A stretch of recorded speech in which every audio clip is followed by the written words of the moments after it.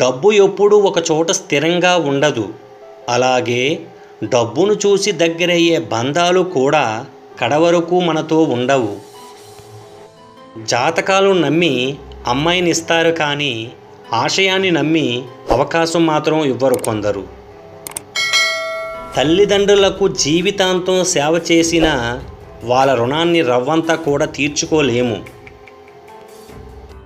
రేపటి నీ భవిష్యత్తు మరెక్కడో లేదు, రోజువారీ నీ దినచర్యలోనే ఉంది.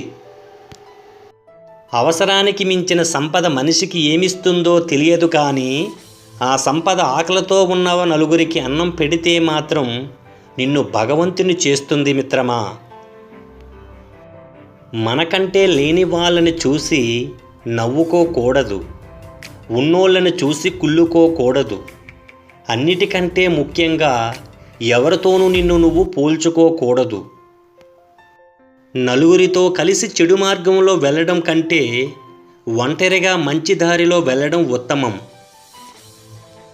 ఇతరులను విమర్శించడం తేలిక, విమర్శను ఎదుర్కోవడం కష్టం. నీతులు చెప్పడం తేలిక, ఆచరించడం కష్టం.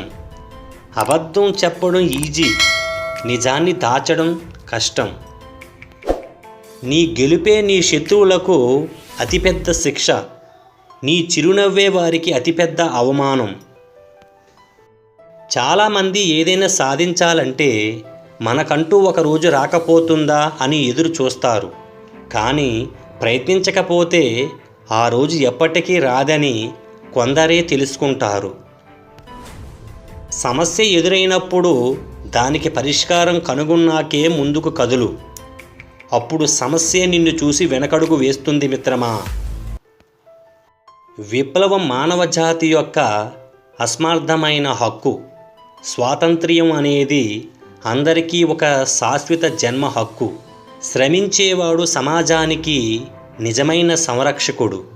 అర్థం చేసుకోండి మిత్రమా.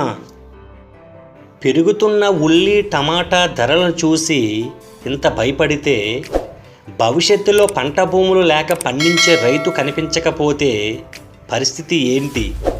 రైతుల కష్టాన్ని గుర్తించండి. అన్నం పెట్టే చెయ్యిని కాపాడుకోండి. ఆలోచించండి మిత్రమా.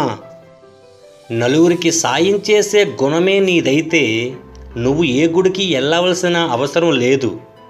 నువ్వు నమ్మే దైవం నిన్నే వెతుక్కుంటూ నీ ఇంటికే వస్తాడు. గుర్తుపెట్టుకోండి మిత్రమా.